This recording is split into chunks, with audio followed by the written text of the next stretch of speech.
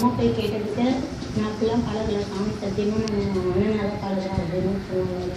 ஆனால் 2 பேரும் அடிக்கடி இப்போ அவர் ரொம்ப எப்படி இருக்காருன்னு தெரியல மேடம். எனக்கு 9 வருஷம் குடும்பம் சாப்பிடும்போது தட்டை பின்னாடி இழுத்துட்டு போகிறாரு. அவர் அந்த பொண்ணு பொருள் கேட்டால் வெளியே போய் பால் கண்ணில் நிற்கிறாரு. அந்த பொண்ணுடைய பேசிட்டு இருந்தாரு அடிக்கடி. அதை வச்சு தான் நான் அதை போய் கேட்டேன். அந்த பொண்ணு யாரு, எங்க இருந்து வந்தா? இங்கே தான் மேடம் இருந்தாங்க. அவங்க அம்மா அப்பா கீழே இவ நடுவில் தான் மேடம் இருந்தாங்க. அந்த பொண்ணோட அப்பா அம்மா கிட்ட, அம்மா அக்கா யார்கிட்ட பேசுவேன்?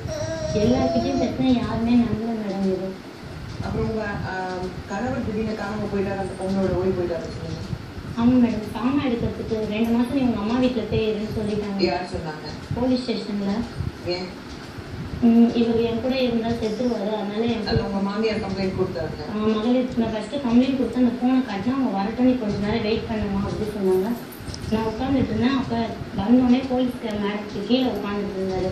நீ போய் பசங்களுக்கு ஏதாவது சாப்பிட கொடுத்துட்டு கூட்டிகிட்டு போனோடனே போனேன். நான் வரும்போது அந்த மேடம்க்கு நேரம் உட்காந்து பேசினாங்க. அந்த மேடம் வந்து எல்லா தப்பும் உன் மேலே தான், நீ இப்போ ஃபோனை கொடுத்துட்டு நீ 2 மாதம் உங்கள் அம்மா வீட்டில் இருந்தாங்க. நான் எங்கள் அப்பா தம்பியோட இருக்க முடியாது, நான் இவர் கூட தான் நான் இருப்பேன், நான் போக மாட்டேன், நான் பிள்ளைங்க வச்சுட்டு அப்படின்னு சொன்னேன்.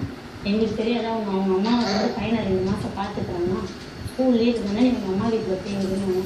அப்போ அந்த மேடம் கிட்டே நான் சொன்னேன், ஒரு சின்ன வீடா ஓலை வீடாக இருந்தால் கூட பரவாயில்ல, நான் என் கணவரோட தான் இருக்கேன், நான் போக மாட்டேன் அப்படின்னு சொன்னேன். யாருமே கேட்கல மேடம். என் கம்ப்ளைண்டில் கையெழுத்து போட்டால் தான் வச்சுன்னு கையெழுத்து வாங்கிட்டாங்க. 2 மாதத்துக்கு நீ உங்கள் அம்மா வீட்டில் தான் இருக்கணும் அப்படின்ட்டு. என் பிள்ளைங்களை கூப்பிட்டு எங்கே போட்டு அம்மாவே கஷ்டப்படுறாங்க, அப்பா ரிச்சா ஓடுறது, தம்பி பிடிச்சாங்க. ஆனால் அவங்க வீட்டில் என்னால் இருக்க முடியாதுன்றதுக்காக நான் எங்கே போகிறதுன்னு தெரியாமல் மாத்திரை போட்டேன்.